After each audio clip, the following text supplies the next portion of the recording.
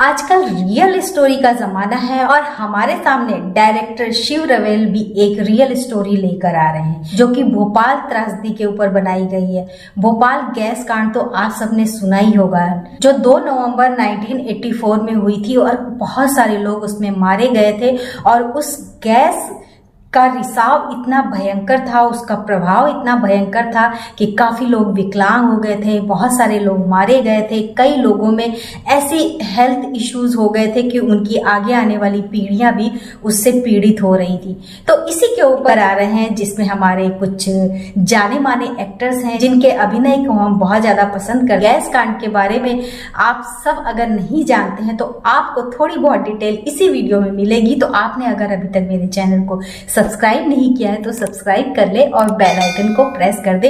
तो चलिए जानते हैं कि आखिर इस सीरीज में ऐसी क्या रियल स्टोरी दिखाई जाएगी और क्या कुछ हमें जानना चाहिए उस दौर के बारे में जब ये गैस कांड हुआ था। और उसी की कहानी इस सीरीज में है, लेकिन थोड़ी बहुत बातें मैं आपको बताऊंगी और कौन कौन से एक्टर्स हैं, क्या क्या दिखाया जाएगा, ये सब आपको इसी वीडियो में देखने को। तो चलिए जानते हैं।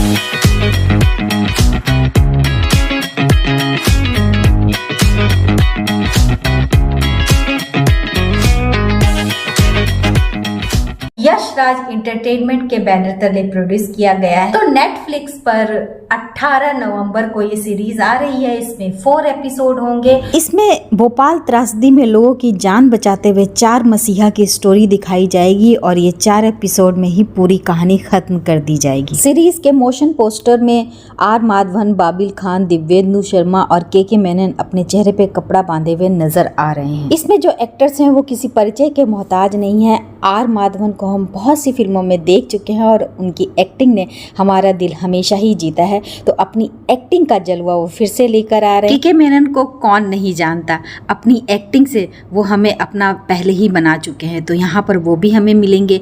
और दिव्येंदु शर्मा जो कि मिर्जापुर से हमारे दिल पर राज कर रहे हैं, वो इस फिल्म में एक अलग तरीके का रोल निभाते हुए नजर आएंगे। बाबिल खान नया नाम होकर भी हमारे लिए नया नहीं है, क्योंकि ये हमारे पसंदीदा एक्टर दिवंगत इरफान खान के बेटे हैं। चेहरे से तो काफी कुछ उनसे मिलते जुलते हैं। अब देखते हैं एक्टिंग में वो अपने पिता के बराबर ठहरते हैं कि नहीं। 1969 में यूसीआईएल कारखाने का निर्माण हुआ, जहां पर मिथाइल आइसोसाइनाइड नामक पदार्थ से कीटनाशक बनाने का काम शुरू हुआ। 1979 में मिथाइल आइसोसाइनाइड के उत्पादन के लिए नया कारखाना खोला गया। 1984 तक कारखाने के कई सुरक्षा उपकरण न तो ठीक हालात में थे, न ही सुरक्षा के अन्य मानकों का पालन किया गया था। स्थानीय समाचार पत्र के हिसाब से कारखाने में सुरक्षा के रखे गए सारे मैनुअल अंग्रेजी में थे, जबकि कारखाने में काम करने वाले ज़्यादातर एम्प्लॉय जो थे वो अंग्रेजी का बिल्कुल भी ज्ञान नहीं रखते थे।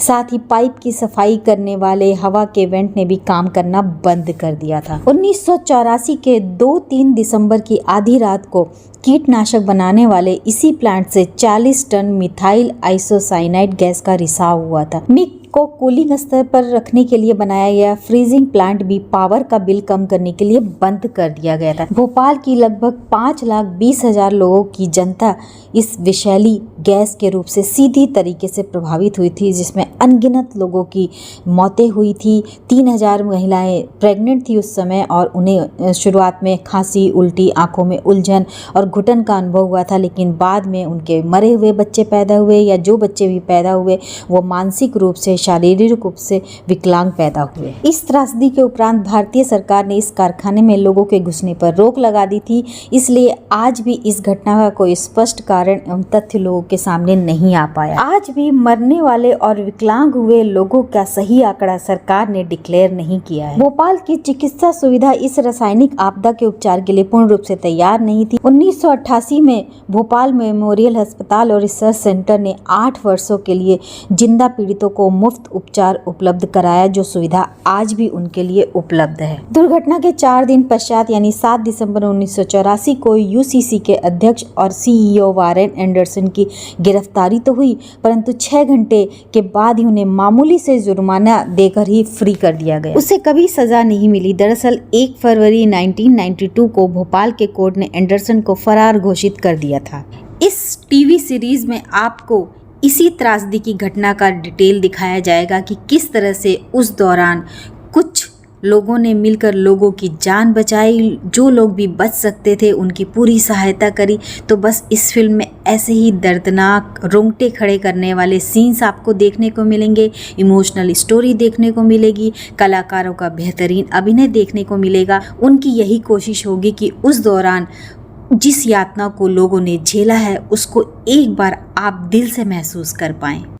तो देखा आपने, रियल स्टोरी अगर वाकई में ऐसी है जिसके बारे में हमें जानना चाहिए ताकि आगे आने वाले समय में ऐसी गलतियों को फिर से न दोहराया जाए, तो ऐसे टॉपिक पर फिल्में बननी बहुत ज़रूरी है ताकि जिन लोगों को इसके बारे में नहीं पता है, जो उस दौर के नहीं है, जो न्यू जनरेशन है, उन्हें इसके बारे में जानने के लिए इन फिल्मों से बेहतर माध्यम कुछ हो नहीं सकता। तो इसको आप भी देखिए, अपने बच्चों को भी दिखाइए, अपनी फैमिली मेंबर्स को भी दिखाइए जिसने उस दौरान लोगों की हेल्प की है, इसके बारे में बताया गया है। और बहुत लंबी सीरीज नहीं है, केवल 4 एपिसोड हैं और इसमें वो सब कुछ दिखाया जाएगा जो हर किसी को जानना जरूरी है।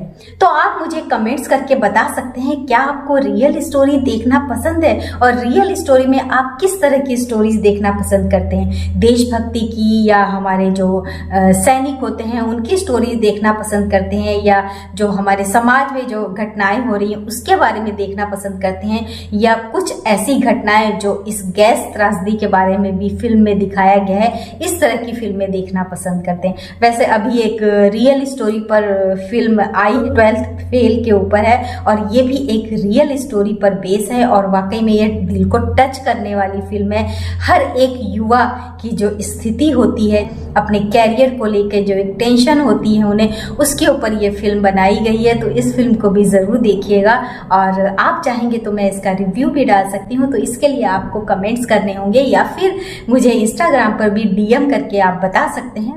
तो पूरा वीडियो देखने के लिए thank you so much. Bye bye.